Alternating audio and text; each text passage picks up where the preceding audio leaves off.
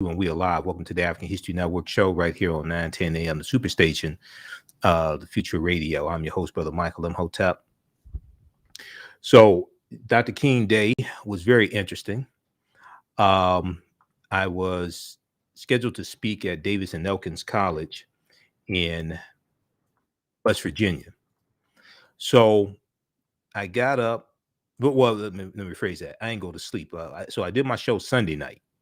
And originally I wasn't scheduled to do my show Sunday night because I was supposed to leave Sunday afternoon, but my flight was canceled because of the weather. So I got my flight rescheduled to leave Monday morning, 9:15 a.m.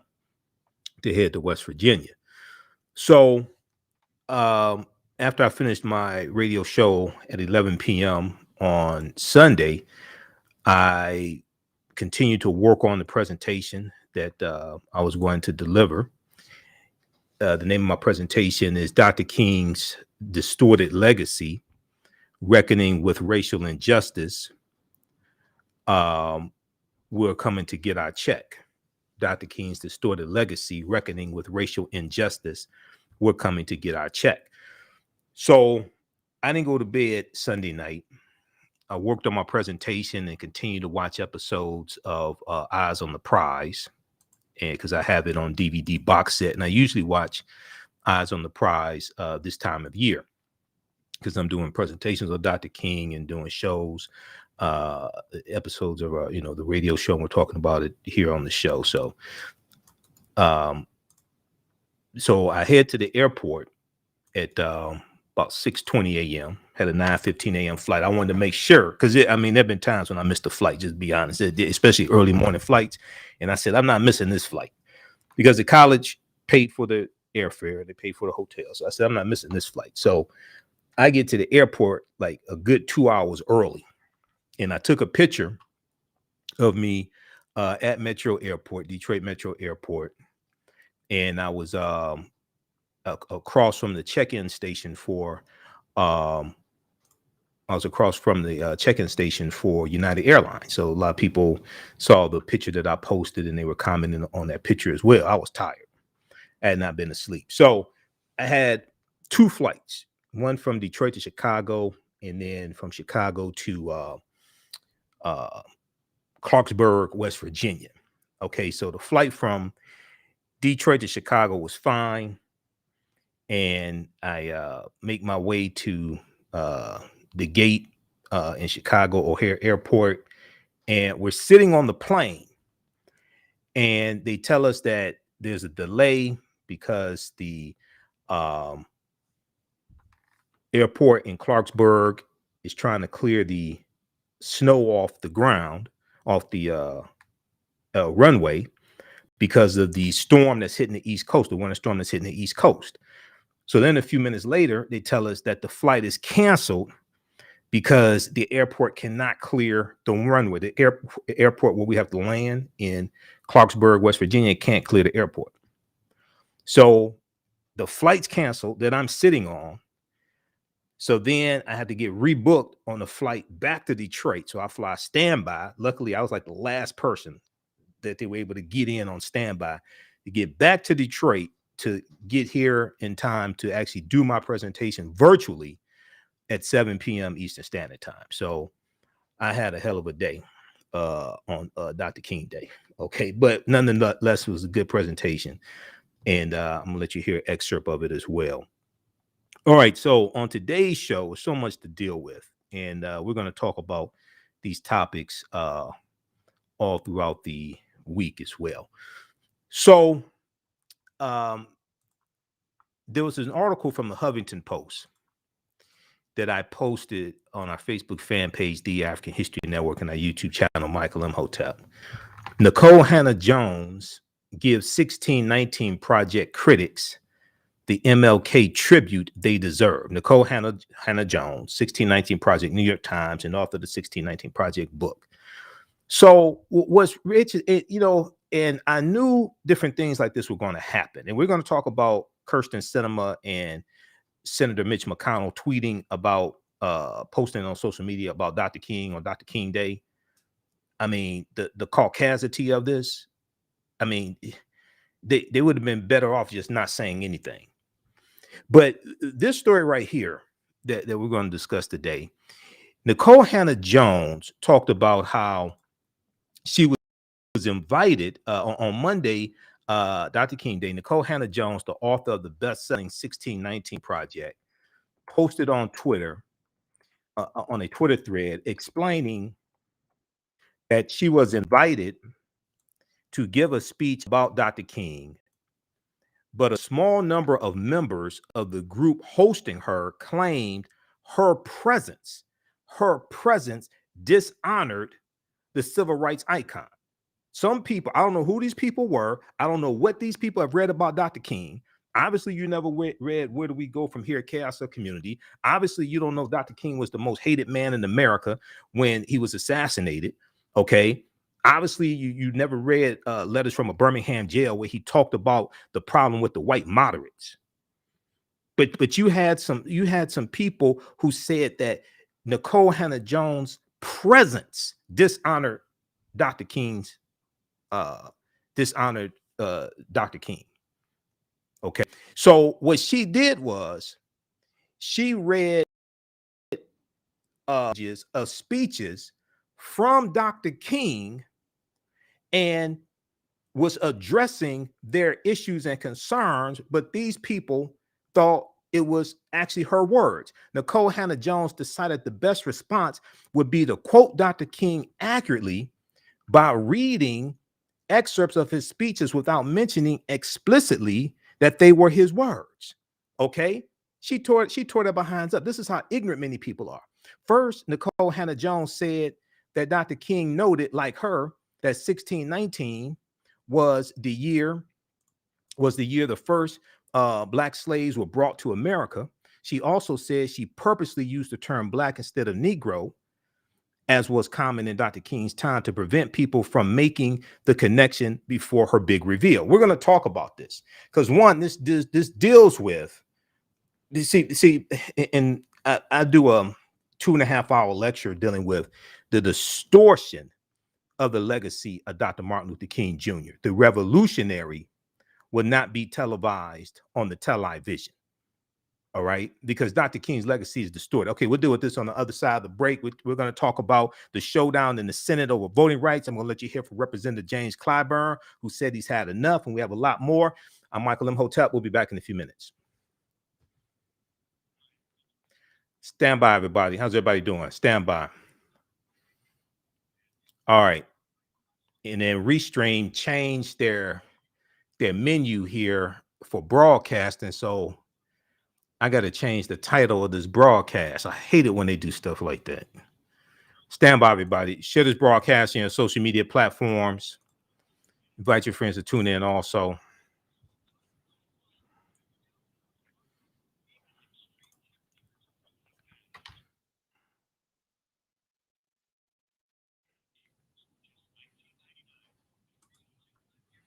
Back from break in 4 minutes.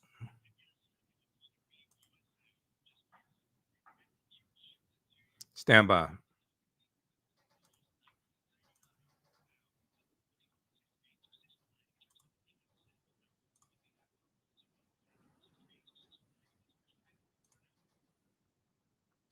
All right, how's everybody doing? Share this broadcast on your social media platforms. Invite your friends to tune in also. Stand by. All right, we got Ken, we've got Kenya, Tamika. If you like this type of information, you support the African History Network, $sign the AHN Show through Cash App, $sign the AHN Show through Cash App, also through PayPal, paypal.me/the AHN Show. We definitely need your support. My presentation, the 2.5-hour lecture that I've done dealing with Dr. King and Dr. King's legacy, is at our website, AfricanHistoryNetwork.com, AfricanHistoryNetwork.com, right on the home page. You scroll down past the online courses. We have, oh, you know what? I have to refresh the screen. Hold on, I got to refresh the screen.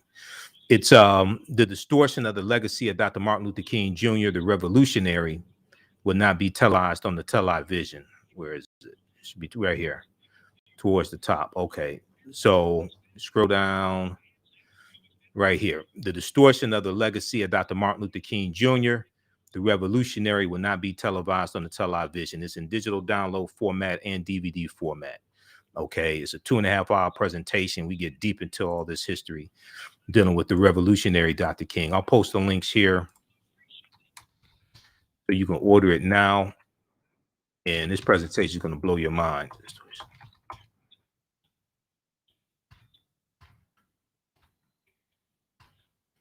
I'm here. Okay, back from break in 2 minutes.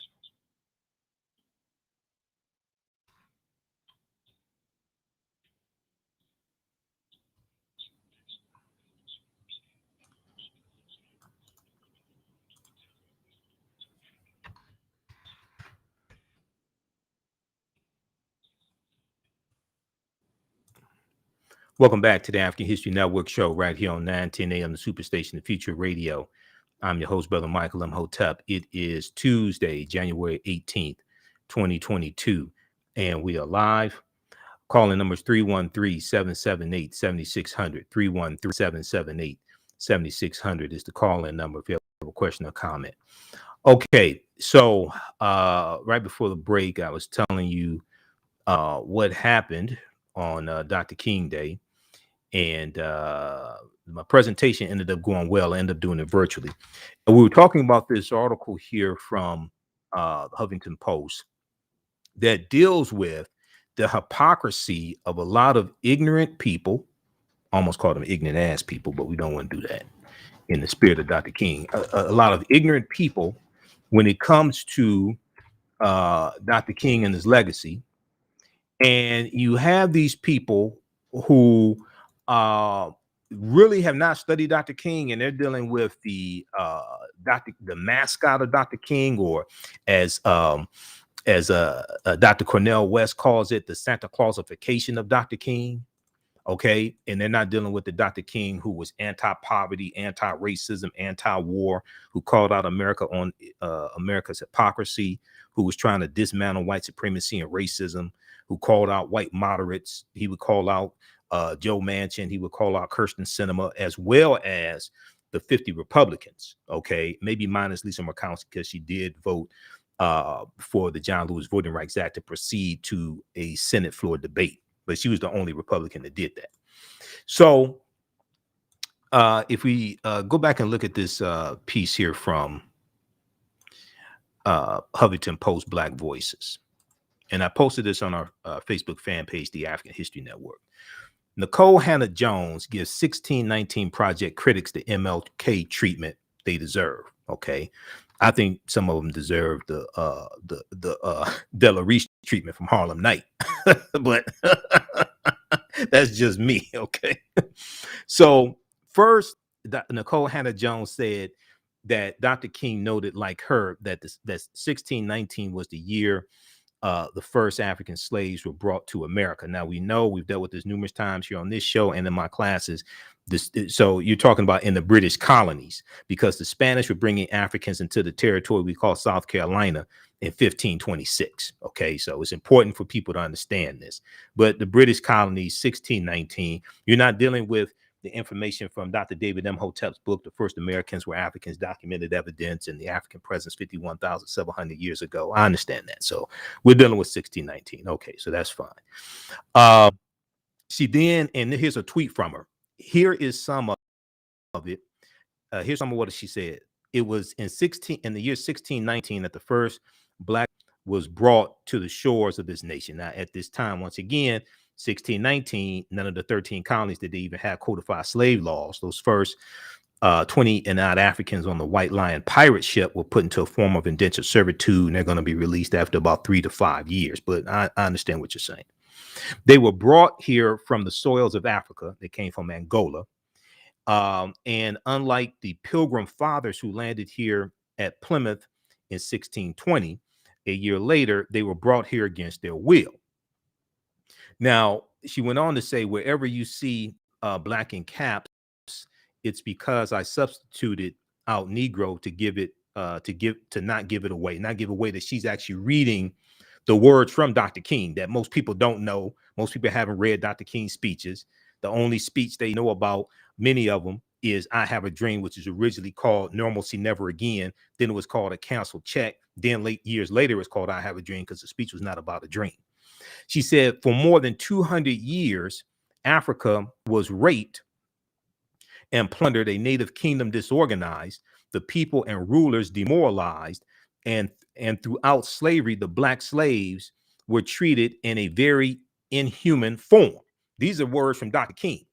This is Dr. King they don't quote on the television. Now, MSNBC did some good coverage, Mehdi Hassan and Joanne Reed and different things like this, Reverend Al Sharpton. They did some good coverage this year on Dr. King and dealt with the revolutionary Dr. King. They did do some good coverage. I have to give them some credit on that. I think they could have gone a little further, but they did do some good coverage. And just to show you something here, this is one quote that we posted. This was on All In with Chris Hayes. This is from Dr. King, 1967. Now, and I posted this on our Facebook fan page, the African History Network, and my YouTube channel, Michael Imhotep, also. And I said, I wonder how many Republicans are going to talk about this quote from Dr. King. Now, this is from All In with Chris Hayes. Mehdi Hassan was sitting in for Chris Hayes on Monday, January 17th, 2022. And they did a segment about Dr. King. GOP lauds civil rights icon while blocking civil rights. Now, this is Dr. King in 1967. He said, and this is in his book, Where Do We Go From Here, Chaos or Community? He said, a society that has done something special against the Negro for hundreds of years must now do something special for the Negro. Okay. And he wasn't talking about a Dr. King Day either. So they can't say, well, we got a Dr. King Day. No, they wasn't talking. No, he's talking about economics. Okay. So don't play stupid on us now. Okay. And I posted, I said, let's see how many Republicans use this quote from Dr. King, since they want to talk about content of his character, you know, not just somebody by the color of their skin, but the content of their character. That's within his speech, A Canceled Check, later called I Have a Dream. But in the speech, he's talking about dismantling white supremacy and racism. Notice how they just skip over that whole commentary from Dr. King in the speech that's almost 17 minutes long. A society that has done something special against the Negro, and let me blow this up here. A society that has done something special against the Negro for hundreds of years must now do something special for the Negro. So I'm still waiting on some of the Republicans to, and we could say Kyrsten Sinema and Joe Manchin for that matter. I'm still waiting on them to quote this from Dr. King. All right, but I'm not gonna hold my breath on that. I'm not gonna go on a hunger strike either. And you know, this is something that I talked about at Davis Elkins College briefly, and it was a largely white crowd there. Very interesting. There, but I know you have people. I respect the people going on hunger strikes. You have Joe Madison, the Black Eagle. He's on 74. I think he's 64 days or 74 days on a hunger strike. Joe Madison. But one of the things I talked about briefly in my presentation, and also I posted on our Facebook fan page today, the African History Network. I posted there the article that I wrote back in 2015, and I updated the article today, and it's called Why Did Dr. King Tell Us to Redistribute the Pain? Understanding the Power of Economic Withdrawal. And we'll probably talk about this article tomorrow. I don't know if we have time to squeeze it in today. But in his last speech, April 3rd, 1968, Dr. King said we have to kind of find a way to redistribute the pain. He talked about economic withdrawal strategies, and he told the people in Memphis, Tennessee, the sanitation workers, he told them to go out and tell your friends and family to boycott Hart's Bread and Wonder Bread and Seal Test Milk and Coca-Cola because of their discriminatory hiring practices, Okay, this piece right here. All right. This is what I posted. Why did Dr. King tell us to redistribute the pain, understanding the power of economic withdrawal? So if you go to, we're going to post this on the homepage of our website as well. Okay. At our website, AfricanHistoryNetwork.com, just click on read articles by Michael Imhotep, and my blog is there, but we're going to post this article right on the homepage, so it's easy to find. But this is what we have to understand. See, he called out corporations, and he called for economic boycotts of corporations there in Memphis, Tennessee. And in this speech, Dr. King said we have to always anchor our external direct action with the power of economic withdrawal. We have to always anchor our external direct action with the power of economic withdrawal.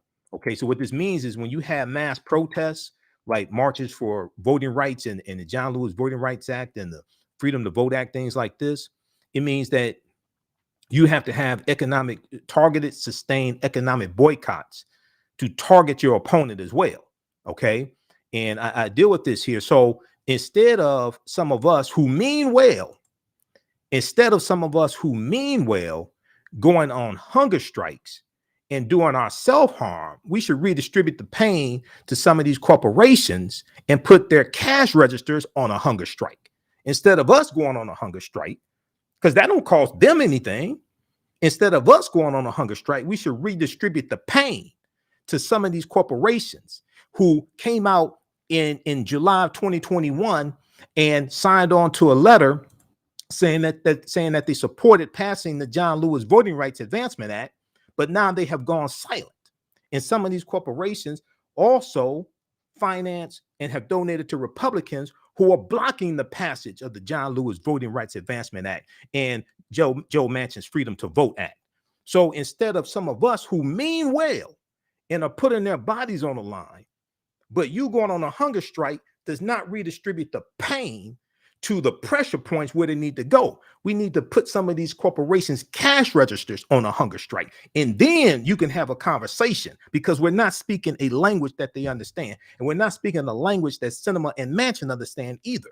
You got to redistribute the pain, as Dr. King said. Okay, we'll continue this on the other side of the break. I'm Michael Imhotep. You listen to the African History Network show. We'll be back in a few minutes.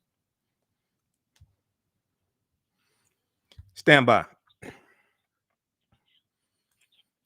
Okay, how's everybody doing?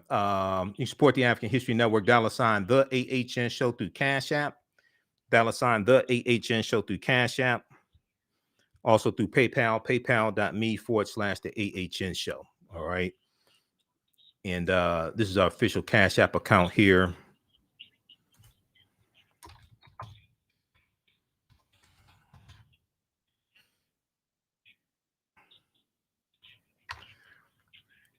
Okay, we'll pull that up. We'll post the link here also. Okay, and you can order the lecture that I did. I did this lecture a few years ago. This is the full presentation here. The distortion of the legacy of Dr. Martin Luther King Jr., the revolutionary, will not be televised on the television. And this is a 2.5-hour presentation.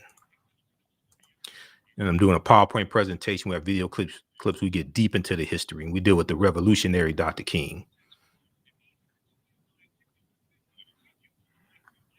All right, stand by. You can also register for the online classes I teach on Saturdays and Sundays, from the Civil War to the Civil Rights Movement of Black Power, 1865 to 1968. In Ancient Kemet, the Moors and the Ma'afa, understanding the transatlantic slave trade, what they didn't teach you in school. Stand by. How you doing, Ken? All right, stand by, everybody. Back from break in 2 minutes. Okay, we're going to go back to this article here from the Huffington Post dealing with Nicole Hannah-Jones.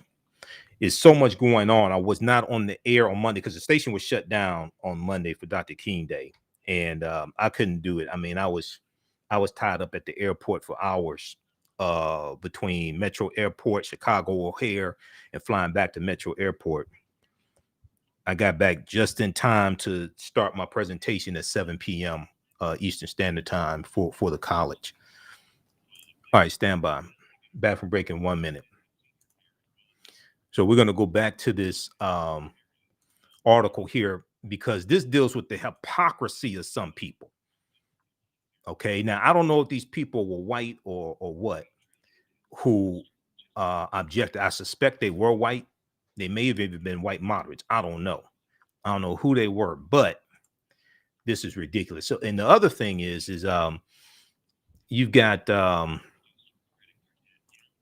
this article here that I want to talk about also, because Mitch McConnell of all people had the nerve to tweet about post about Dr. King on social media as well. We deal with current events in history and politics, education, economic empowerment, entrepreneurship, relationships, love, sex, health issues, and much, much more. Unfortunately, many people confuse what racism is. Racism is a power structure. It was laws and policies that put us in this predicament. It's going to be laws and policies that take us out. So when you control the radius of a man or woman's thoughts, you can control the compass of his or her actions, because the mind can't do or teach what it doesn't know. We have it all on 910 AM Superstation. 910, the Superstation, Detroit's only African-American talk radio. Welcome back to the African History Network show right here on 910 AM, the Superstation, Future Radio. I'm your host, Brother Michael Imhotep. It is Tuesday, January 18th, 2022, and we are live. Calling numbers 313-778-7600, 313-778-7600 is the call-in number. If you have a question or comment. Okay, so right before the break, we were talking about this article from Huffington Post, and Nicole Hannah-Jones had to give some people the Dr. King treatment, or some people would say she gave them the Della Reese treatment. Sometimes you just gotta go off on them like Della Reese did in Harlem Nights when they came out the jail, right? And she told the police, kiss her and tie behind. Sometimes you just got to do that, okay? But anyway, but Nicole Hannah-Jones does it in a very dignified, intellectual way, and the people may not even realize she cussed them out till they get home and realize what she said. You know, she's very sophisticated, intelligent sister. Nicole Hannah-Jones gives 1619 Project critics the MLK tribute they deserve. So if we go back to this piece here, and she laid out in some tweets what she said in her speech, and she spent the majority of her speech actually quoting passages from Dr. King, but the people who objected to her being there didn't even know she was quoting Dr. King because they haven't studied Dr. King. So it goes on, this article goes on to say, she said in her speech, white Americans must recognize that justice for Black people cannot be achieved without radical changes in the structure of our society. Without radical changes in the structure of our society, the evils of capitalism are real as the evils of militarism. The evils of capitalism are real as the evils of militarism. The problems of racial injustice and economic injustice cannot be solved without a radical redistribution of political and economic power, because this is what Dr. King was for. He was for radical. Dr. King was a socialist, by the way, okay? And he was for a radical redistribution of resources and economic power and political power. A nation that continues year after year to spend more dollars on military defense than on programs of social uplift is approaching spiritual death. The crowning achievement in hypocrisy must go to those staunch Republicans and Democrats of the Midwest and West who were given land by our government when they came here as immigrants from Europe. They were given education through the land grant colleges. Now, he said this in 1968, okay? He said this in 1968, and they talk about this in the book, How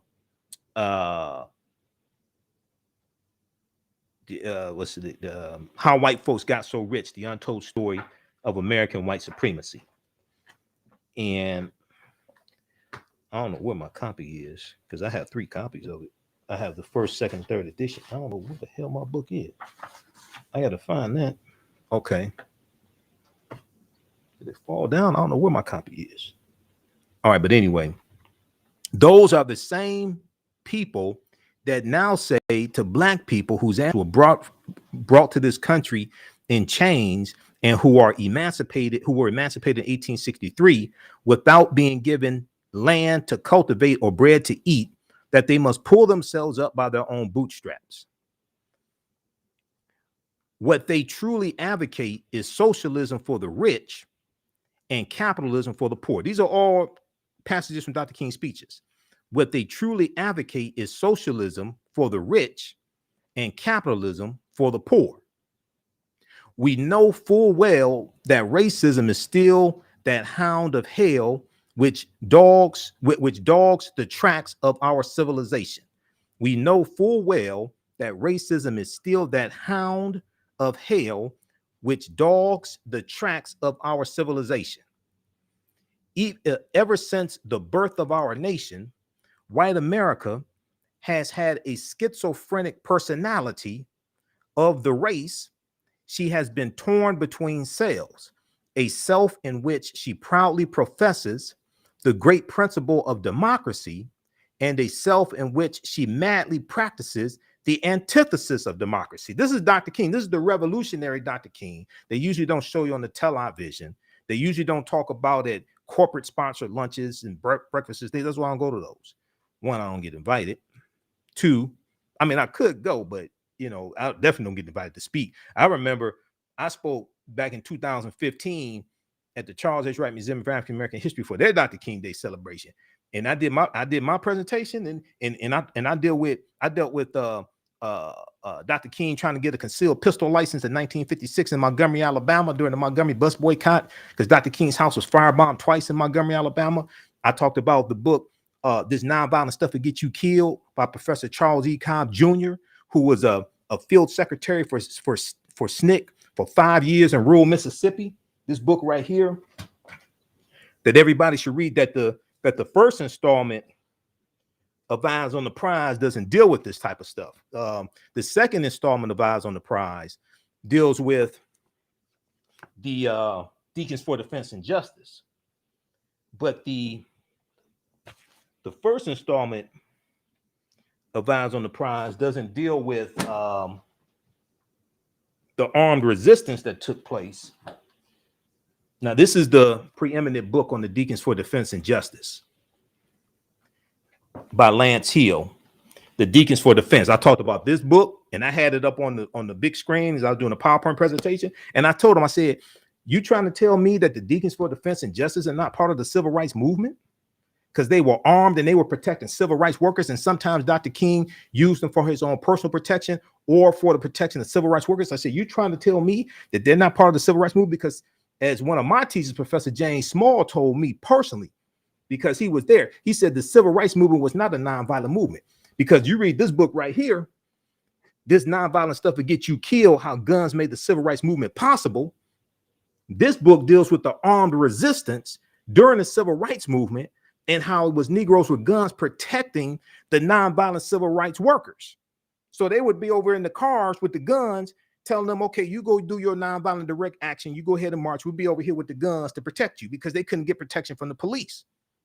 Professor Charles E. Cobb Jr. was there. He was a field secretary for SNCC, Student Nonviolent Coordinating Committee, for 5 years in rural Mississippi. If you know anything about Mississippi in the 60s, you know that was very, very dangerous work. Trying to register black people to vote, you know that was very dangerous work.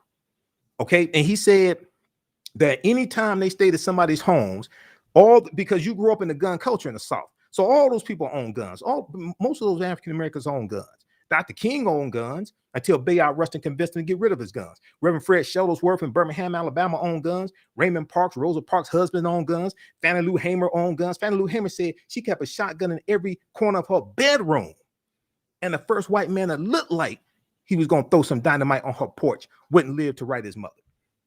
This is Fannie Lou Hamer. They quote Fannie Lou Hamer saying, I'm sick and tired of being sick and tired. They don't talk about the armed resistance during the civil rights movement. So the second installment of Eyes on the Prize, in that second installment, they deal with the Deacons for Defense and Justice. They interview Huey P. Newton and Bobby Seale and talk about the Black Panther Party for self-defense, things like this. But the first installment of Eyes on the Prize, even though it's good, is more sanitized.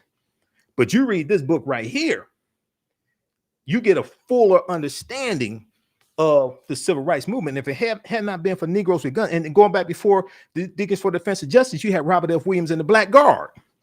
And Robert F. Williams was the president of the remote Monroe County NAACP in North Carolina, if I remember correctly. And he organized African Americans into what was known as the Black Guard, and they were armed, protecting civil rights workers, protecting African Americans from the Ku Klux Klan, things like this. You study that history, you get a much better understanding of the civil rights movement that they don't show you on the television. But anyway, let's get back to this because you run out of time. So the Nicole Hannah-Jones, quoting Dr. King, the people who never read Dr. King, said, the fact is there has never been a single solid, determined commitment on the part of the vast majority of white Americans to genuine equality for Black people. She said, the step backwards has a new name today. It is called the White Backlash. It is called the White. This is what Dr. King said. The step backwards has a new name today. It is called the White Backlash. But the White Backlash is nothing new. It is the surfacing of old prejudices, hostilities, and ambivalences that have always been there. The white backlash of today is rooted in the same problem that has characterized America since the Black man landed in chains on the shores of this nation. Now we know, because we talked about Dr. David Imhotep, we've had him on the show here 13 times or 14 times, and this is his book here.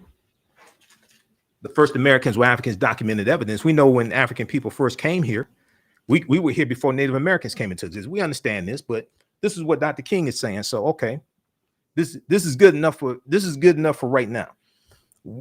Whites, it must frankly be said, are not putting in a similar mass effort to re-educate themselves out of their racial ignorance.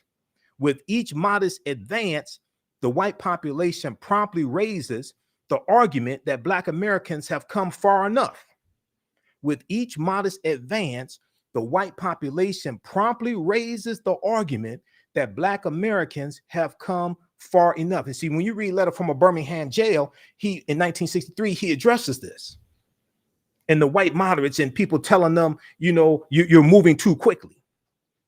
For the good of America, she goes on to quote Dr. King, for the good of America, it is necessary to refute the idea that the dominant ideology in our country, even today, is freedom and equality, and that racism is just an occasional departure from the norm on the part of a few bigoted extremists. We'll continue this on the other side of the break. Listen to the African History Network show.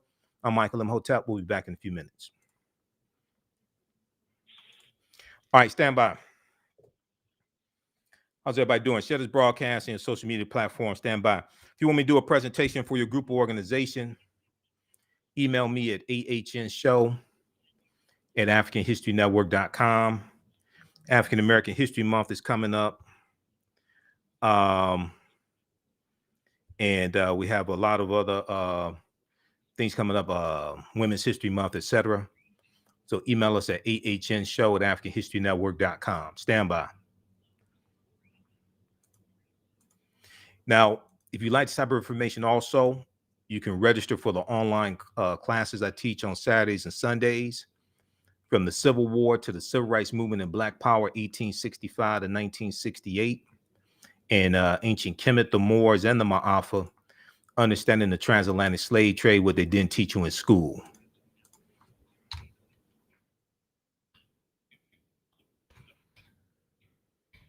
The next installment of Ancient Kemet, the Moors, and the Ma'afa, understanding the transatlantic slave trade, is taking place on Sunday, January 23rd, 12 noon to 2 p.m. Eastern Standard Time. Now, we have a special bundle pack right now. You can register for both of these classes for only $70. They're regularly $130 each. We do the sessions live. All the sessions are archived and recorded. They're on demand after we record them, so you can go back and watch them anytime. You still have full access even after the class is over with. Okay, so you'll be able to join us in class this Sunday. You can watch the previous classes. Stand by. Back from break in 2 minutes.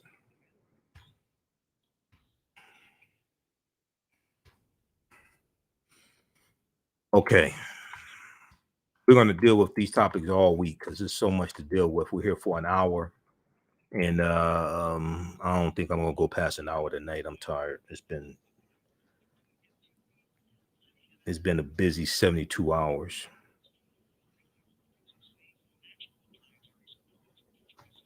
Okay, here's the course bundle pack here. Here's the link for the course bundle pack. As soon as you register, you can start watching the classes. And this registers you for understanding the transatlantic slave trade, what they didn't teach you in school, and ancient Kemet, the Moors, and the Ma'afa. And from the Civil War to the Civil Rights Movement of Black Power, 1865 to 1968. Registers you for both classes. Back from break in 1 minute.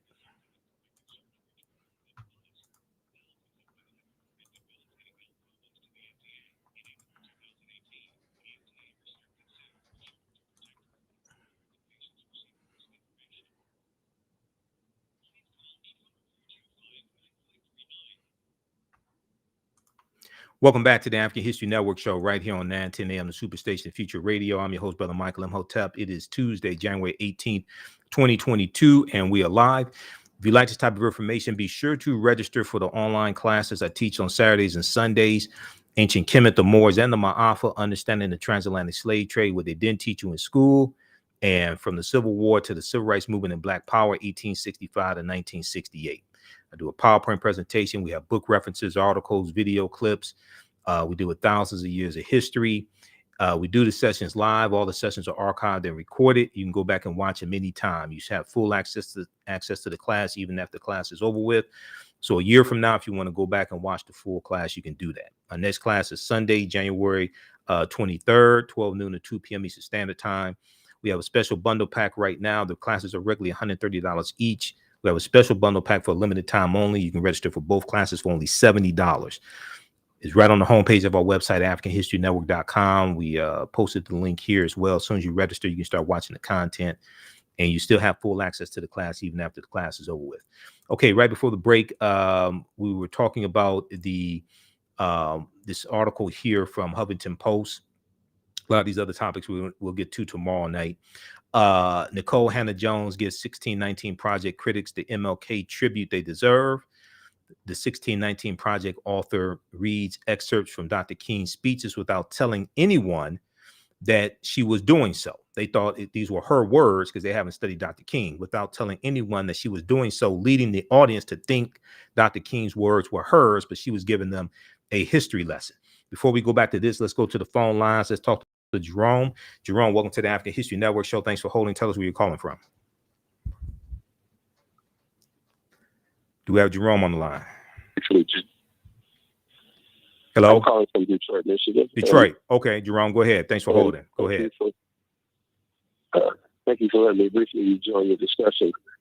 You are the reason that we tell people to know their story, because they're using critical race theory specifically to guard against what you're teaching.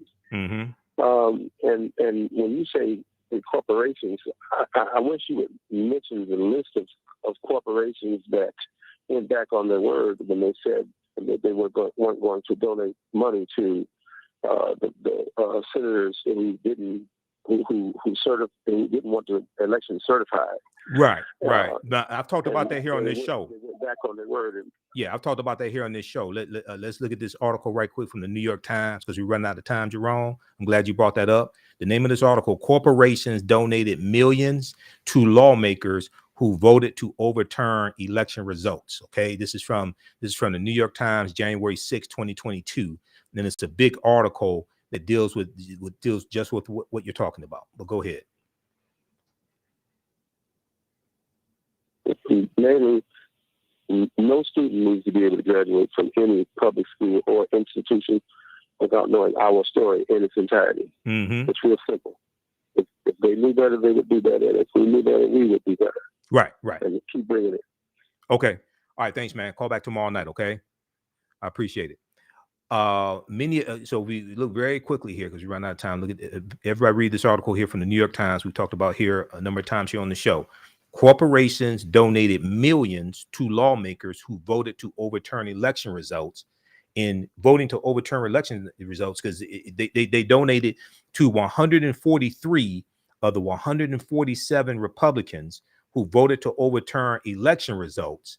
And these were, and they're overturning the election results of African Americans. They're overturning, nullifying the votes of African Americans when they do this.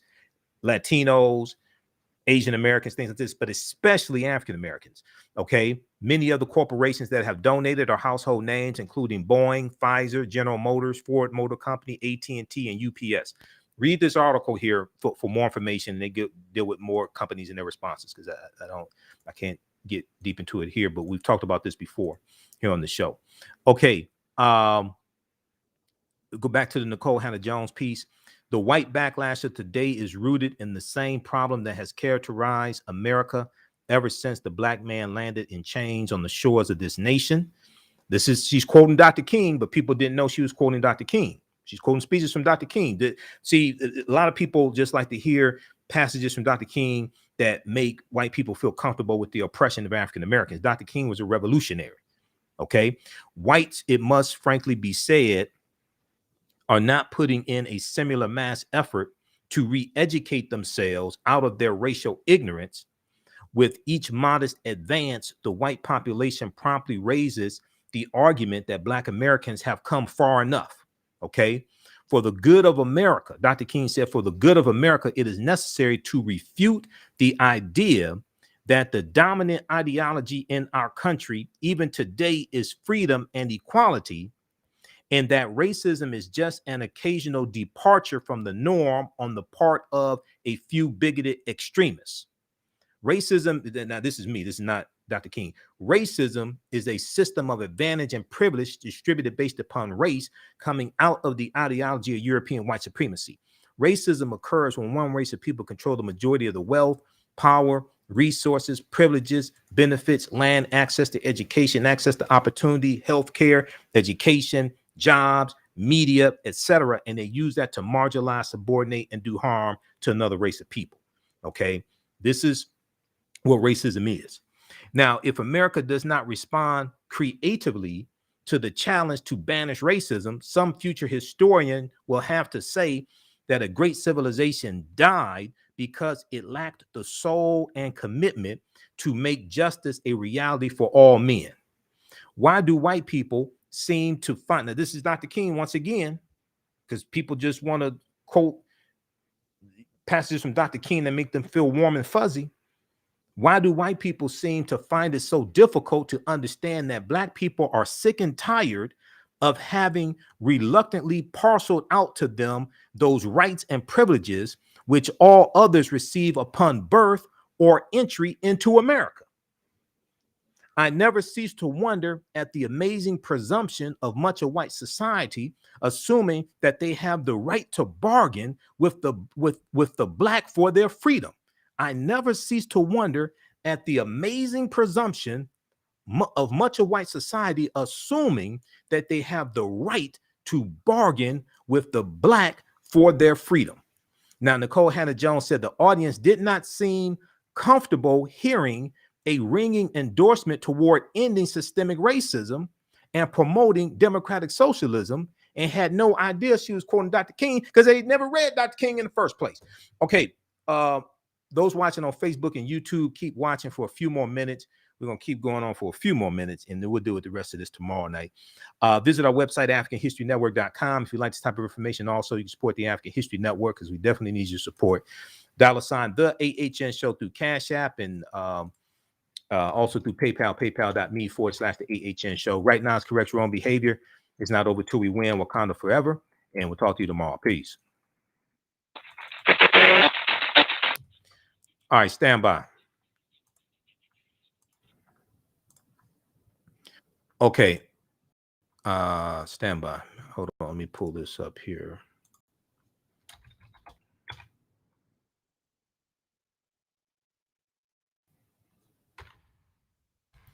Okay. Let's keep going.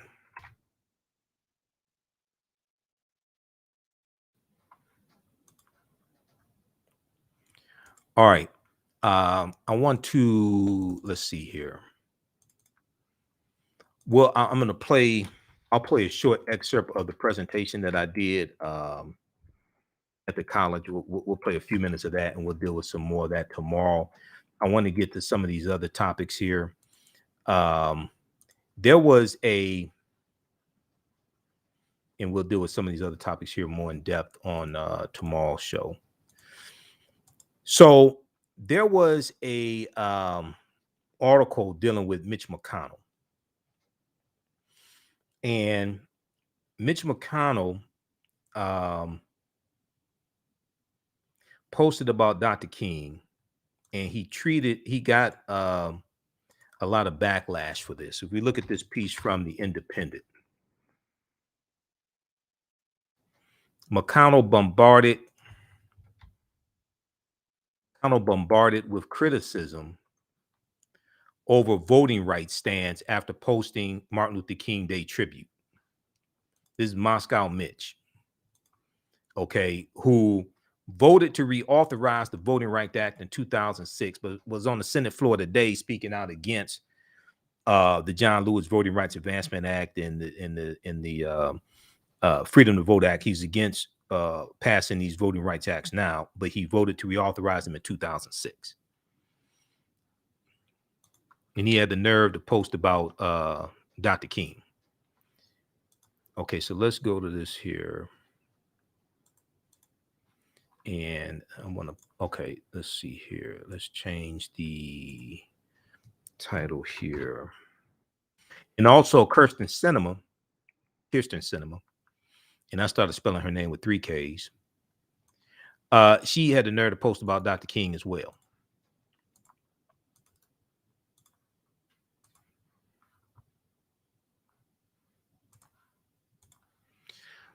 Okay, so this is from the independent.co.uk. McConnell bombarded with criticism over voting rights stance after posting Martin Luther King Day tribute. Martin Luther King Jr. would be rolling over in his grave at McConnell's hypocrisy. Now, Mitch McConnell has been branded a hypocrite for posting a tribute to Martin Luther King Jr. while leading Republican efforts to obstruct new voting rights legislation. Mitch McConnell was among several Republicans who took to social media, like Lindsey Graham. I mean, not Lindsey Graham, Marco Rubio, and then you also had McCarthy. We'll talk about Lil Kevin in just a minute.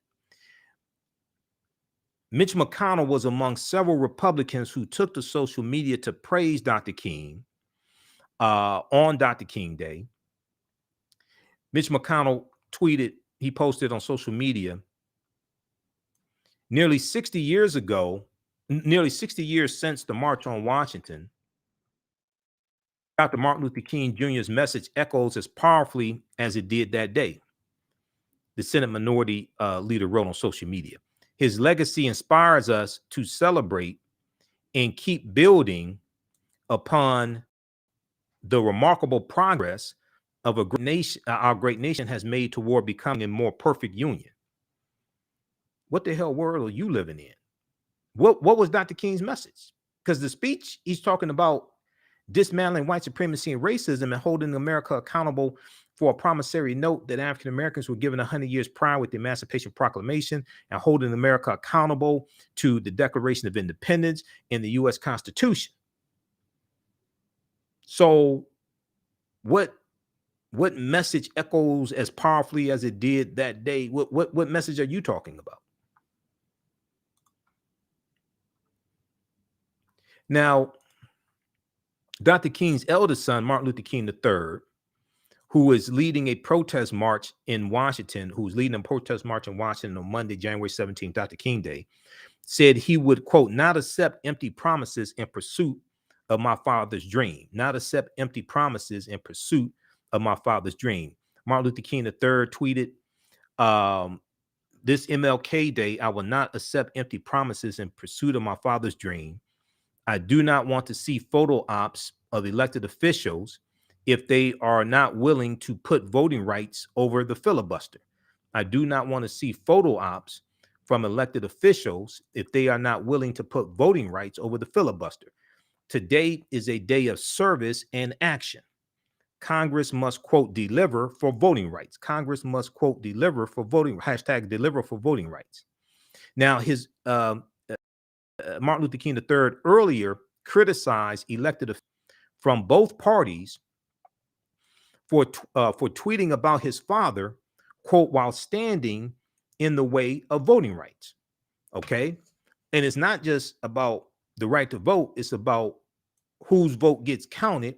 It's about voter subversion, and it's about these voter suppression laws that are giving power to state election boards to overturn election results at the county level that they don't like in Georgia, SB 202.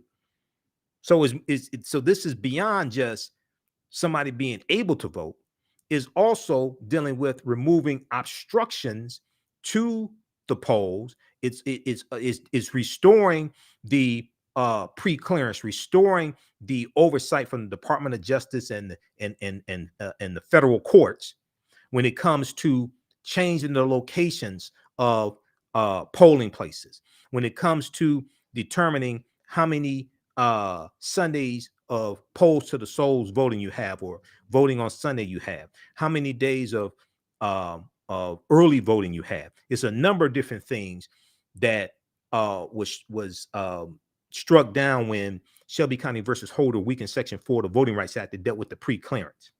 And that was targeting these former Confederate states that had a history of putting obstacles in the way of the 15th Amendment. So Martin Luther King III said he criticized officials from both parties for tweeting about his father, quote, while standing in the way of voting rights, end quote, and called on filibuster reform to allow new voting laws to be passed. Now, attempts to pass the John Lewis Voting Rights Act, which would restore protections against voter discrimination, have stalled in the Senate, where Republicans such as Ted Cruz vowed to block its passage. A little slimy ass flying line Ted Cruz. Twitter users said Dr. King would be rolling over in his grave at Mitch McConnell's hypocrisy. Okay, now someone else on Twitter said, keep MLK's name out your mouth, since you and your party have done more to obstruct his dream from coming to pass than any other source. Okay, so read the rest of this also. Somebody else said you spent your entire life undoing his work. So read this piece here from independent.co.uk. McConnell bombarded with criticism over voting rights stance after posting Martin Luther King Day tribute. What the hell kind of tribute is that? Okay, now then you had this piece here from, there was one from, which one was this? There was one about Kyrsten Sinema, because I didn't think she was going to be dumb enough to actually post on social media about Dr. King after she's refusing to budge on filibuster reform. But she's dumb enough. She's dumber than I thought. I mean, she makes dumb blondes look like Rhodes Scholars. She's so stupid. This piece here, okay, which one is this? Okay, there's one from Newsweek. McCarthy Sinema trolled as tone deaf on voting rights after MLK remembrance tweets.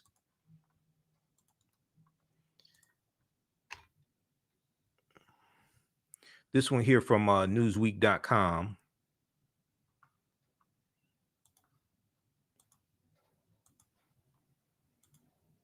Let me pull this one up.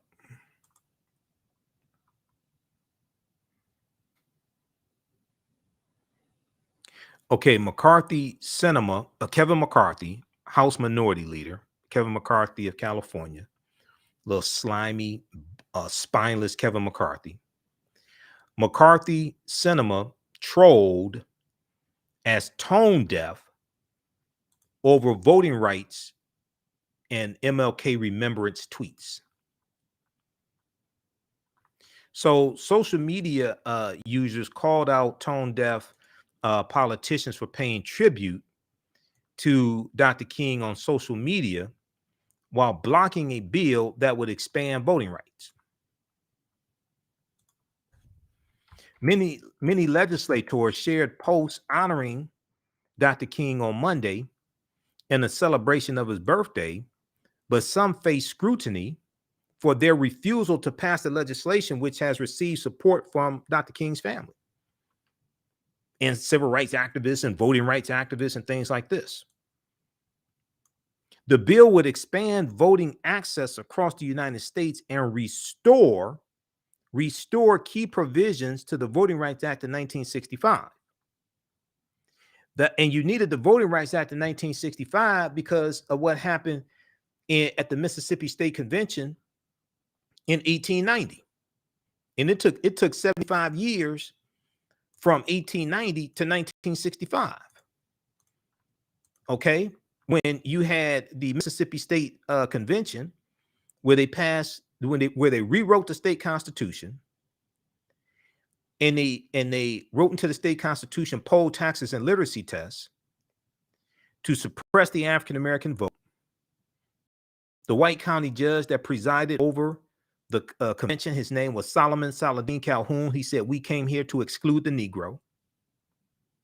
African Americans were the majority of the population in Mississippi and the majority of the voters in Mississippi. This became known as the Mississippi Plan, and it became the model throughout the South that was adopted by other Southern states rewriting their state constitutions to suppress the African American vote and lock us out of political power.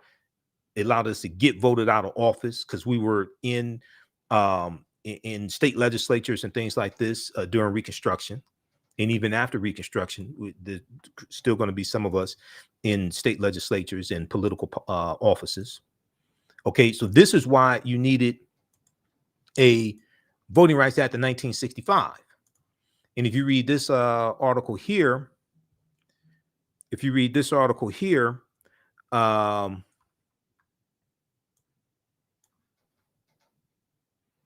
Jim Crow era laws, and I deal with this in the online class that I teach, from the Civil War to the Civil Rights Movement of Black Power, 1865 to 1968. We get deep in this because we look at some of the state constitutions. We go through and look to understand how history, law, politics connect. So we go look at some of the state constitutions. We look at some of the Reconstruction era constitutions, like the Alabama state constitution of 1867, the Reconstruction Constitution. Then we look at the Alabama state constitution rewritten in 1901 to codify white supremacy after Reconstruction ended in 1877. So let me pull this up here. Okay. Now this article right here deals with some of this history, how Jim Crow era law suppressed the African American vote for generations. In the wake of the passage of the 15th Amendment of 1870 and Reconstruction, which in Reconstruction is 1865 to 1877, several Southern states enacted laws that restricted Black Americans' access to voting. So if you don't understand this background history, you won't understand what's taking place now and the voter restriction bills that are being pushed by Republicans in state legislatures. There's over 400 voter restriction bills. States have passed 34 voter restriction bills, and there's more coming. Now, also at the same time, and that's the Brennan Center for Justice reporting on that, the same time, Democrats in 25 states have passed laws making it easier to vote. But you have Republicans that control about 30 or 31 of the state legislatures. Okay. So in 25 states, 62, let me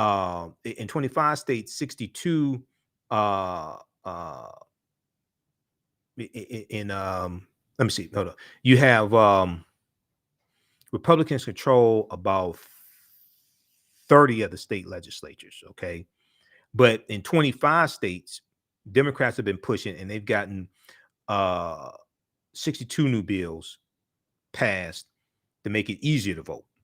But the critical bills to watch are the ones that are being passed to suppress the vote, especially in these 19 states like Georgia, Texas, Alabama, Mississippi, things like this. At the 18, okay, so they talk about the 1890 Mississippi State Convention. Then they go through and they deal with literacy tests, anti-literacy laws in many southern states made it illegal to teach enslaved people to read. In 1880, according to the U.S. Bureau of Census, 76% of Southern African Americans were illiterate.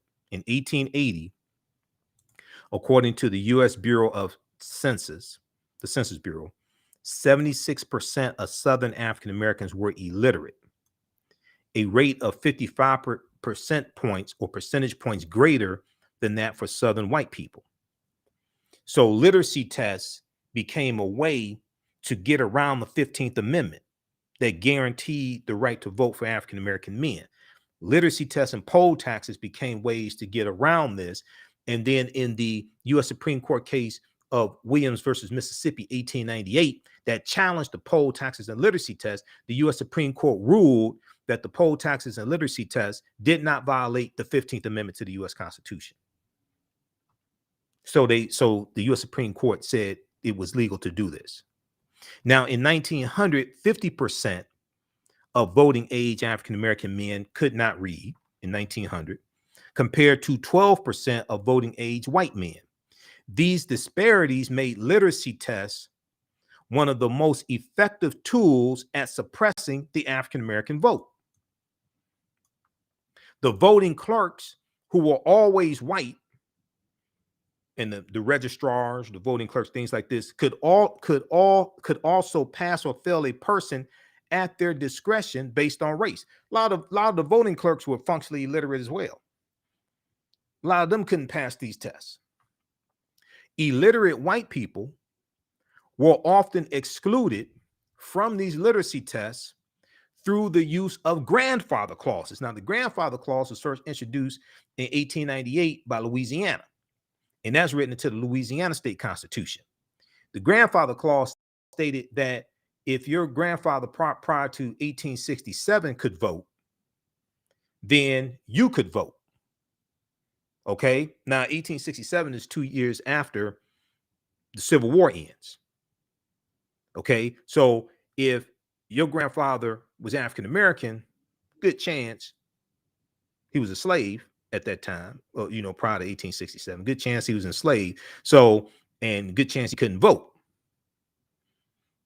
So if your grandfather could not vote prior to 1867, okay, then that means you can't vote. This was the grandfather clause that was used by Louisiana and then adopted by other southern states as well as a way to get around the 15th Amendment. So illiterate white people were often excluded from these literacy tests through the use of grandfather clauses, which tied their voting rights to their grandfathers before the Civil War. Former slaves who had no voting rights until the 15th Amendment could obviously not benefit from this provision. The grandfather clause also applied to poll taxes, which was a tax that you had to pay to register to vote. The grandfather clause also applied to poll taxes, which were another measure created by white-dominated Southern legislatures to suppress the black vote. So they're rewriting these state constitutions in the South to impose these voter suppression measures. This is why you needed a Voting Rights Act of 1965 to make all of that stuff illegal. So then they talk about poll taxes. Then they go through and talk about all white primaries, like in Texas. And that was, and that led to the U.S. Supreme Court case 1944, Smith versus Allwright. And that lawsuit was filed by Thurgood Marshall. When literacy tests, poll taxes, grandfather clauses, and many other ways to circumvent the 15th Amendment to the U.S. Constitution did not work to suppress black voter turnout like they wanted it to. It suppressed black voter turnout, but still not as much as they wanted it to in many cases. White legislators in several southern states used all white primaries white legislators in several southern states used all white primaries to all but eliminate black voters' presence in the electoral process. In Texas, for example, and we see Texas pass their critical race theory law because they want to suppress the teaching of this type of history. In Texas, for example, the legislature gave the Democratic Party the authority to set its own rules, the state legislature in Texas. The party determined that it was for white voters only. The party determined it was for white voters only, excluding African Americans from its elections and effectively making local electoral politics dominated by one party that upheld Jim Crow laws. After a white election official blocked an African American man named Lonnie E. Smith the right to vote in the 1940 Texas Democratic primary, the NAACP's Thurgood Marshall and William H. Hastie challenged the case all the way to the U.S. Supreme Court. In 1944, the U.S. Supreme Court ruled in Smith versus Allwright that the Texas white primary system was unconstitutional. Quote, the right to vote in a primary for the nomination of candidates without discrimination by the state is a right secured by the U.S. Constitution, the U.S. Supreme Court said in its 8-1 decision in Smith versus Allwright, 1944. Then it goes and talks about the Voting Rights Act and why you needed a Voting Rights Act in 1965. Okay. Then it deals with Shelby County versus Holder, 2013 U.S. Supreme Court case that we talked about last Friday when I was on Roland Martin Unfiltered, and on our Sunday show, our Sunday January 16th show, I played a segment from Roland Martin Unfiltered because Roland interviewed Representative James Clyburn as well as Reverend William Barber on that show.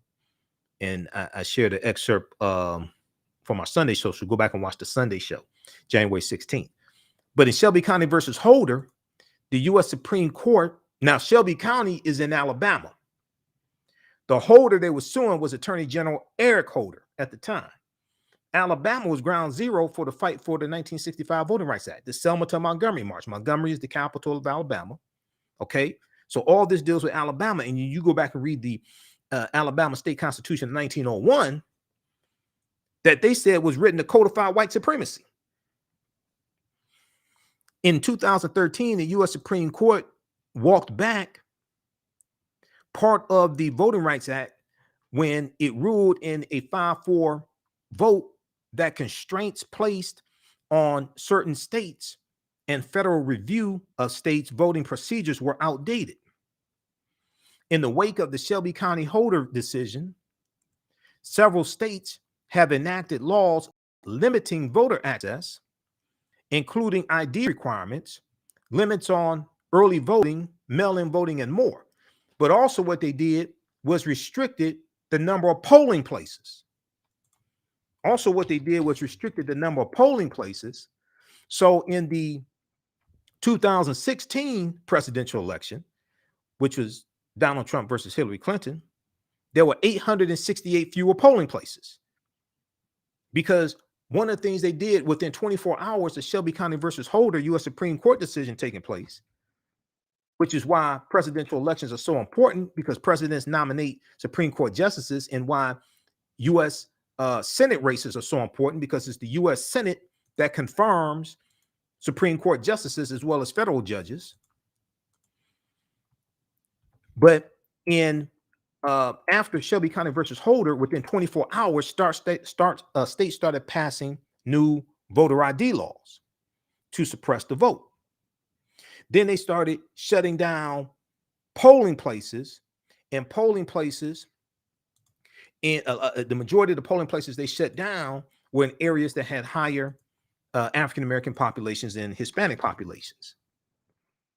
So if we look at the piece from thenation.com that Ari Berman wrote November 4th, 2016, which was 4 days before the November 8th, 2016 presidential election. And I talked about all this at the time on my radio show because I was covering the presidential election hard because I saw what was coming. I was warning people about Donald Trump. People thought this was about one person versus another. I said, no, this is about the trajectory of this country. And I talked about what was at stake. I dealt with the Supreme Court, federal courts, all different types of things like this. I warned people about Trump. People didn't listen. A lot of people didn't listen. There are 868 fewer places to vote in 2016 because the Supreme Court gutted the Voting Rights Act of 1965. Nearly half of the counties that previously approved voting changes with the federal government have cut polling places this election. So this contributes to longer lines. This contributes to people being discouraged and getting out of line and going home and not wanting to go vote. Okay, so read this piece here from 2016 by Ari Berman for The Nation. And this deals with 868 fewer polling places. So then you go and look at the article from Mother Jones. Then you go look at the article from Mother Jones, and you look at this one right here.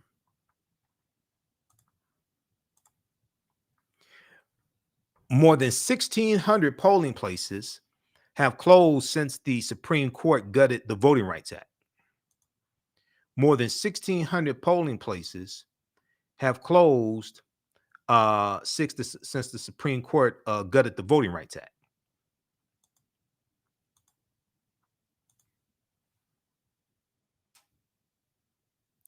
Now, this article is from September 10th, 2019. Most of them in minority communities. Most of them in minority communities. This is by Matt Cohen for Mother Jones. And then go read this article. This is tied to Shelby County versus Holder once again. U.S. Supreme Court decision. In 2013, the Supreme Court gutted the core provision of the Voting Rights Act, the requirement for certain states with a history of voter discrimination to pre-clear changes in their election rules with the federal government. For decades, the 1965 law helped secure the right to vote for hundreds of thousands of people in 9 states as well. So these were 9 states that had a history of putting obstacles in the way of the 15th Amendment. Those former Confederate states, a lot of those southern states, as well as certain jurisdictions in 6 other states, which had a history of discrimination against minority voters. But in the 5-4 decision in Shelby County versus Holder, the court ruled that the coverage formula for determining those jurisdictions subject to pre-clearance was outdated and therefore unconstitutional. The consequences of the Shelby County decision were immediate. States that had previously fallen under the jurisdiction of the Voting Rights Act of 1965 immediately passed tough voter restriction laws and restructured election systems. They started passing laws within 24 hours of that decision being made from the U.S. Supreme Court. So read the rest of this article also. Report more than 1,600 polling places have closed since the Supreme Court gutted the Voting Rights Act. Most of them are in minority communities. All right. Let's see here. Okay, stand by. Let me refresh the screen here.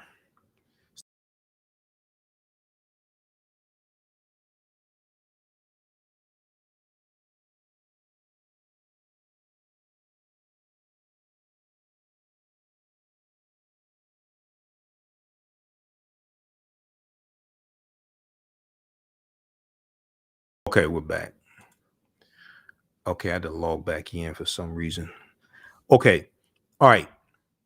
Now, let's see here. I want to go to this interview that Representative James Clyburn did He did this interview with Craig Melvin on MSNBC on Monday, January 17th, 2022, Dr. King Day. How's everybody doing? Share this broadcasting on social media platforms. Invite your friends to tune in. Give us a thumbs up if you like this type of information. If you like this show, stand by.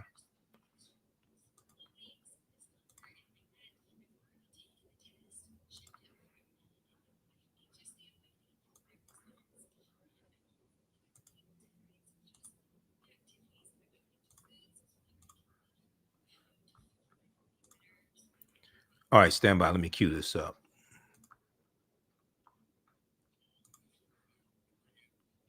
Okay, so this is from Monday, January 17th. I want to bring in House Majority Whip, Congressman Jim Clyburn of South Carolina, someone else who's been fighting the fight, if you will, long before he had a few gray hairs. Congressman, always good to have you, my friend. Thanks for your time. When it comes to Democrats who support the Freedom to Vote Act and the John Lewis Voting Rights Act, Congressman Clyburn, but don't support changing Senate rules just to get them passed. You said something that caught my attention over the weekend. You said, quote, "I don't think you're on the wrong side of history." Is there any reason to believe at this point anyone can sway the one or two senators who have made up their minds that they're not going to change the Senate rules? Well, thank you very much for having me, Greg. I don't know if we'll change their minds at all.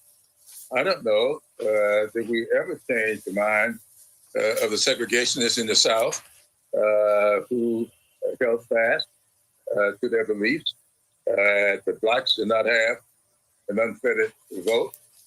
But I do know this. They were on the wrong side of history.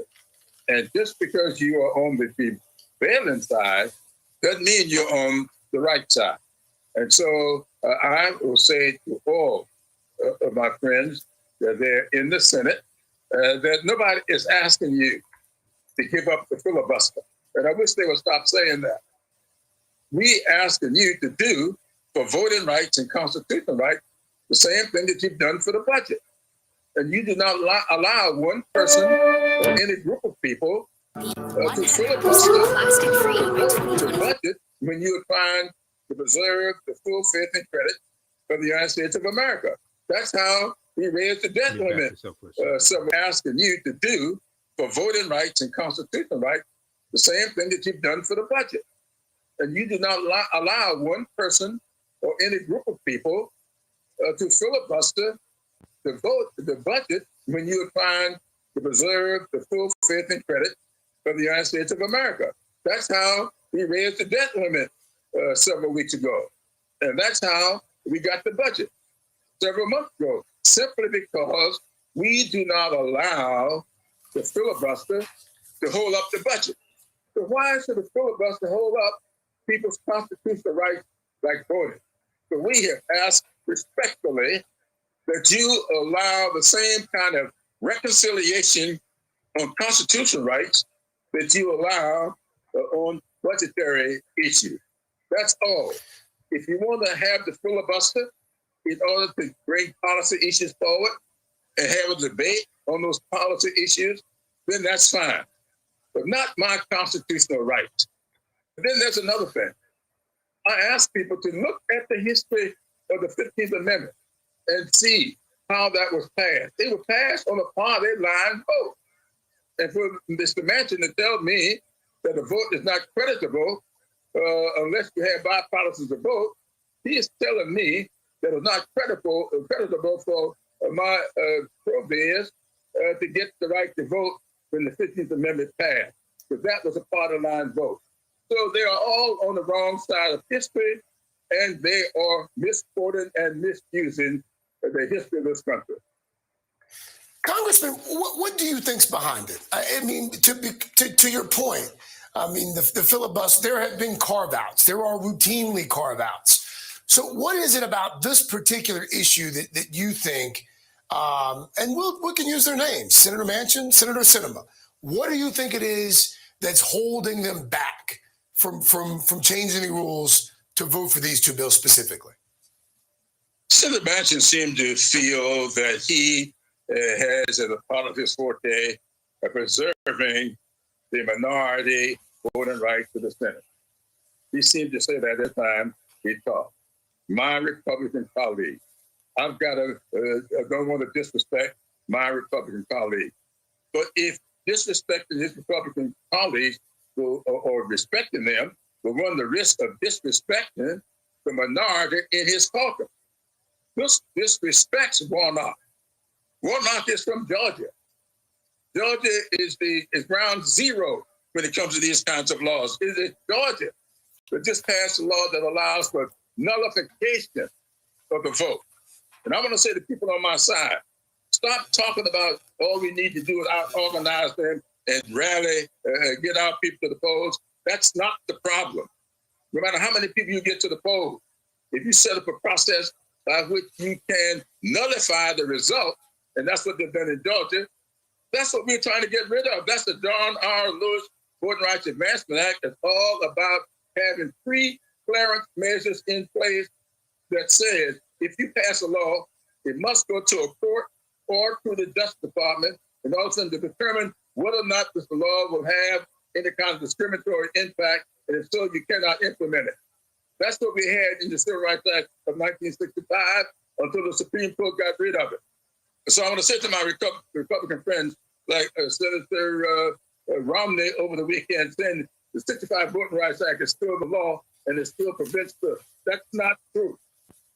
The Civil Rights Act is still in place, but the pre-clearance section, the formula in Section 4, has been gotten rid of by the Supreme Court. We have not had that for 9 years.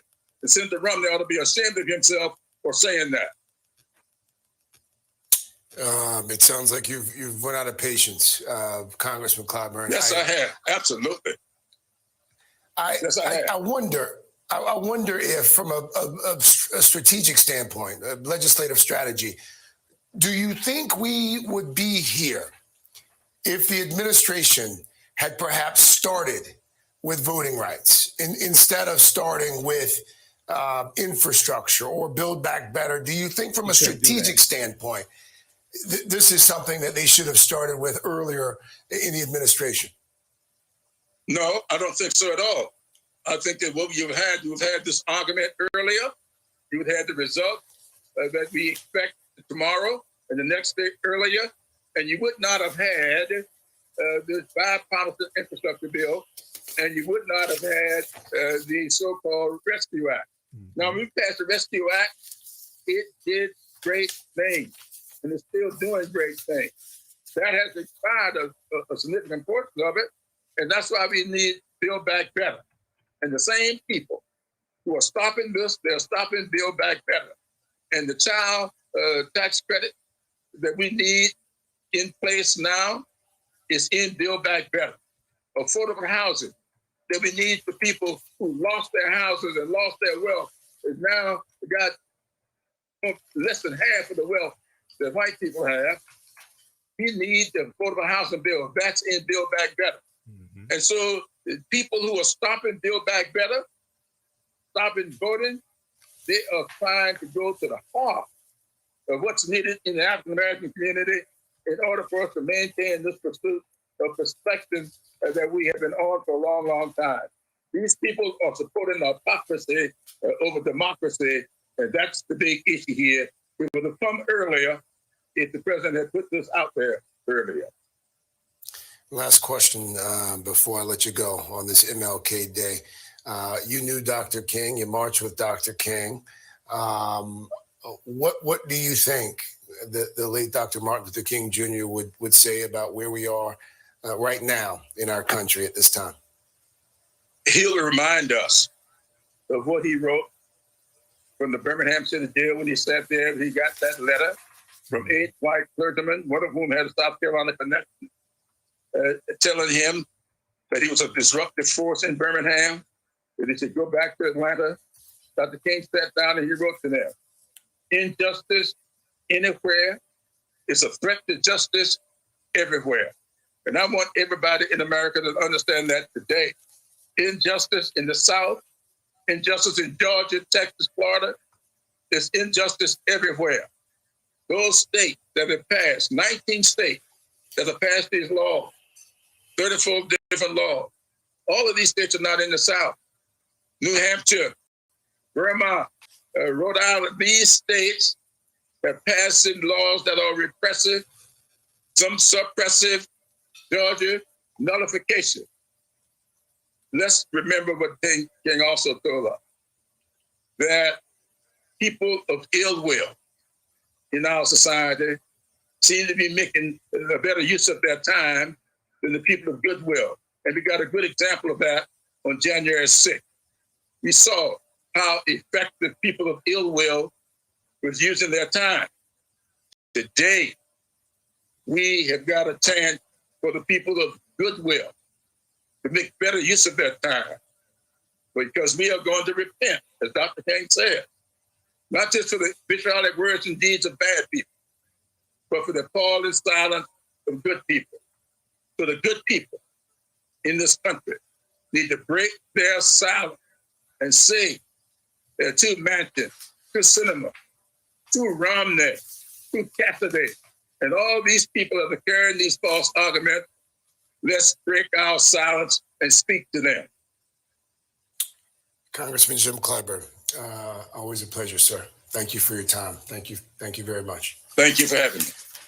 Okay, so great interview Craig Melvin did, MSNBC, with Representative James Clyburn of South Carolina. James Clyburn is a former history teacher in high school. James Clyburn is a historian as well. So he understands his history. He was a member of SNCC, Student Nonviolent Coordinating Committee. And there's another interview he did on MSNBC where he talks about meeting Dr. King, goes in depth. We'll play that on tomorrow's show. But this interview, I've run out of patience. Representative James Clyburn on voting rights holdup.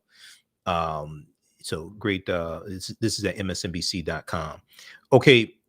There was the rest of the stuff we have to get to tomorrow because we just, it's so much. Letter from a Birmingham jail. You can read that at Stanford University's King Institute. And we had it up here on the screen. 1963. Dr. King was in jail in Birmingham, Alabama, April 16th, 1963. Letter from a Birmingham jail. And the body of King's letter called into question the clergy's charge of impatience on the part of the African-American community and of the extreme level of the campaign's actions white clergymen urged. And Dr. King said, for years now, I have, and why we can't wait, he said, for years now, I have heard the word wait. This wait has almost always meant never. Dr. King articulated the resentment felt when you are forever fighting a degenerating sense of nobodiness. Then you will understand why we find it difficult to wait. Dr. King justified the tactic of civil disobedience by stating that just as the Bible Shadrach, Meshach, and Abednego refused to obey Nebuchadnezzar's unjust laws, and colonists staged the Boston Tea Party, he refused to submit to laws and injunctions that were employed to uphold segregation and deny citizens their rights to peacefully assemble and protest.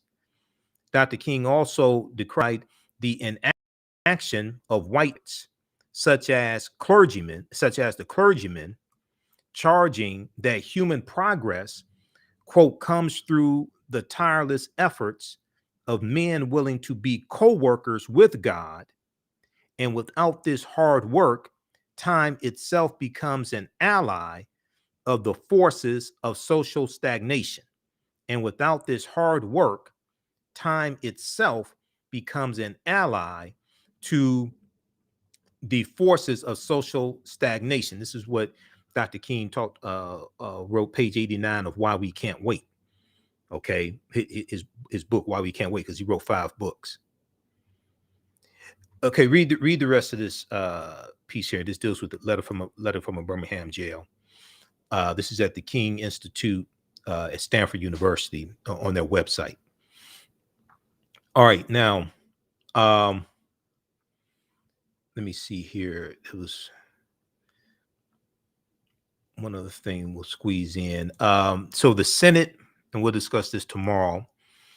The Senate had the debate on the Senate floor today over the Voting Rights Act.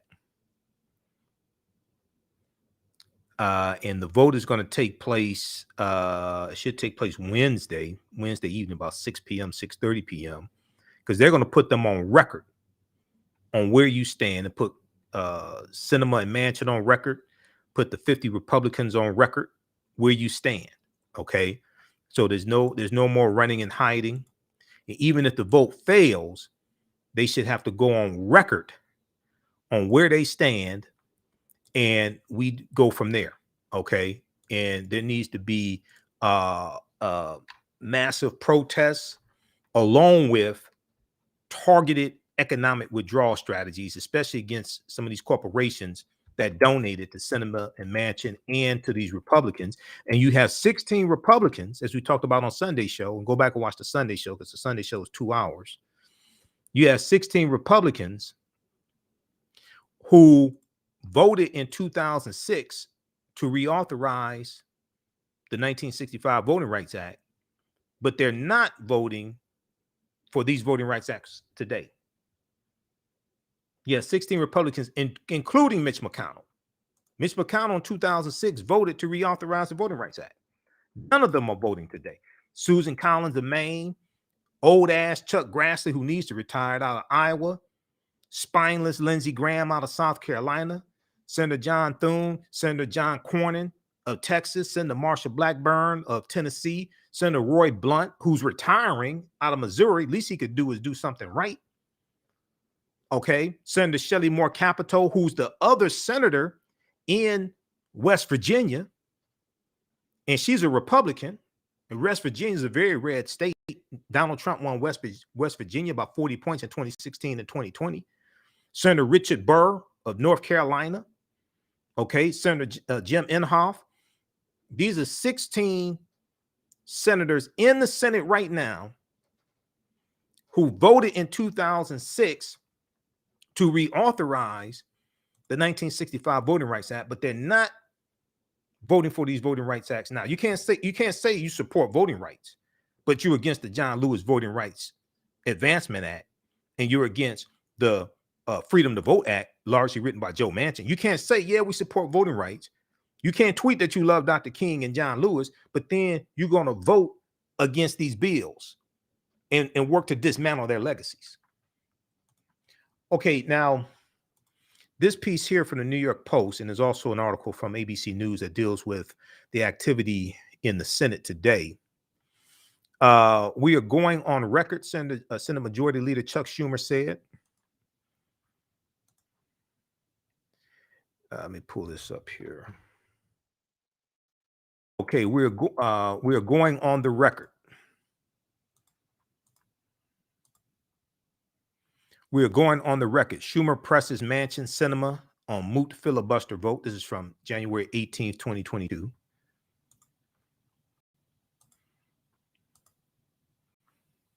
And they should have to go on the record, and then they should have to explain why they voted the way that they do,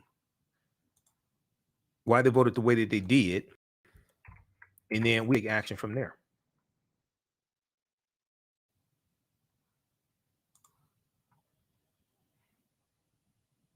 So Senator Chuck Schumer is going to make his point, even if it's a moot one. The Democratic Senate Majority Leader from New York issued a stern warning to Republicans and defenders of the filibuster in his own party on Tuesday, saying, "We are going to vote. We are all going on the record. Once members of the minority party have exhausted all of their speaking rights and defended their position, have exhausted all of their speaking rights and defended their position on the Senate floor, the debate will run its course and the Senate will move to vote on final passage at a majority threshold," Senator Chuck Schumer added. if the Republicans block cloture, and let me flip over to this here. Okay. If the Republicans block cloture on the legislation before us, I will put forward a proposal to change the rules to allow for a talking filibuster on this legislation. The Senate is now expected to vote on Wednesday on changes to the rules that would provide a workaround on the chamber's 60-vote legislative filibuster. But the vote is almost certain to fail due to centrist Democrat Senator Joe Manchin of West Virginia and Arizona's Kyrsten Sinema staunch opposition to changing the requirements. Much has been said over the past few days about the prospects of passing voting rights legislation in this chamber. Senator Chuck Schumer said, Senate Democrats are under no illusion that we face difficult odds, especially when virtually every Senate Republican is staunchly against legislation protecting the right to vote. But what I want to be clear, when this chamber confronts a question this important, one so vital to our country, so vital to our ideas, so vital to the future of our democracy, you don't slide it off the table and say, never mind. Now, in response to this, Moscow Mitch McConnell, who tweeted about Dr. King on Dr. King Day, but is working to dismantle Dr. King and John Lewis's legacy, Mitch McConnell, in response, pointed out that the 60-vote filibuster was used by Democrats to defeat a Russia sanctions bill pushed by Senator Ted Cruz, but Mitch McConnell changed the filibuster rule and did a workaround to the filibuster to get federal judges passed and Supreme Court judges passed also. Confirmed. Democrats want the American people to believe the filibuster was not a Jim Crow relic in 2005, was not a Jim Crow relic in 2020, became a Jim Crow relic in 2021, briefly stopped being the Jim Crow relic last Tuesday, but is now back to being a Jim Crow relic this week.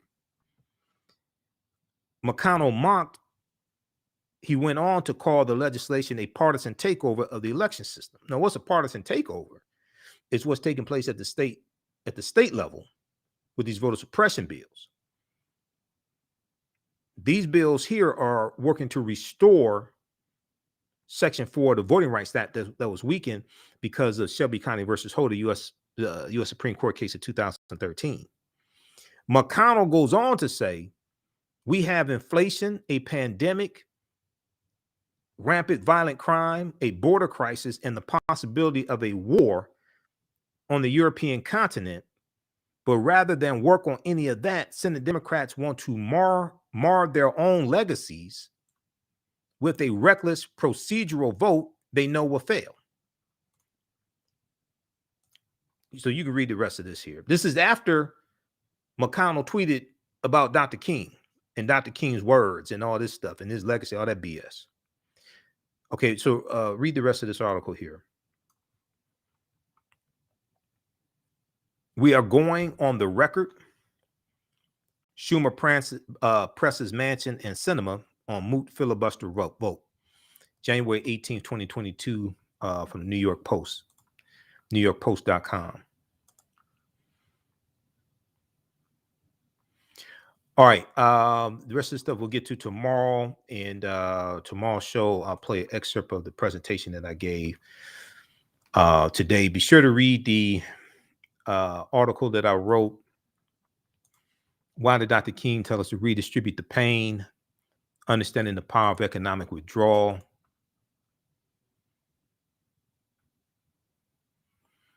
And we posted that on our Facebook fan page, also the African History Network. I'm gonna put it on the homepage of our website, AfricanHistoryNetwork.com.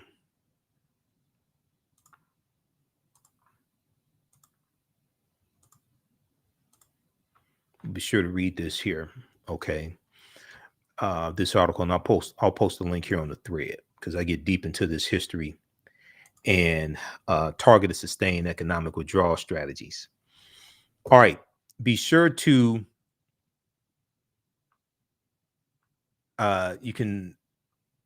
we have the lecture that I did a few years ago. It's 2.5 hours dealing with the distortion of Dr. King's legacy, the distortion of the legacy of Dr. Martin Luther King Jr., the revolutionary, will not be televised on the television. So that's available right now. We have it on the homepage of our website, AfricanHistoryNetwork.com. It's in digital download format and DVD format. Digital download is $8. DVD format is $10. It's a 2.5 hour presentation, so I get deep into this history. Post the link here again.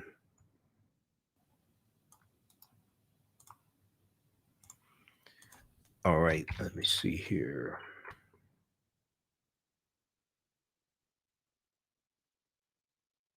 You can also register for the online courses I teach on Saturdays and Sundays as well. The distortion of the legacy of Dr. Martin Luther King Jr., revolutionary, will not be televised on the television. So we deal with the revolutionary Dr. King that you won't see oftentimes on Dr. King Day, especially in mainstream media. All right, look, we have to get out of here. If you want to advertise with the African History Network, email us at AHNshow@AfricanHistoryNetwork.com, AHNshow@AfricanHistoryNetwork.com. Current promotion for very limited time only is buy 1 month, get 2 months free. We have 3 new advertising packages also. So we have the information on the homepage of our website. All right, we have to get out of here. Remember, at the African History Network, we focus on educating, empowering, and inspiring people of African descent throughout the diaspora and around the world. Because right now, it's correct wrong behavior. It's not over till we win. Wakanda forever. And we'll talk to you tomorrow. Peace.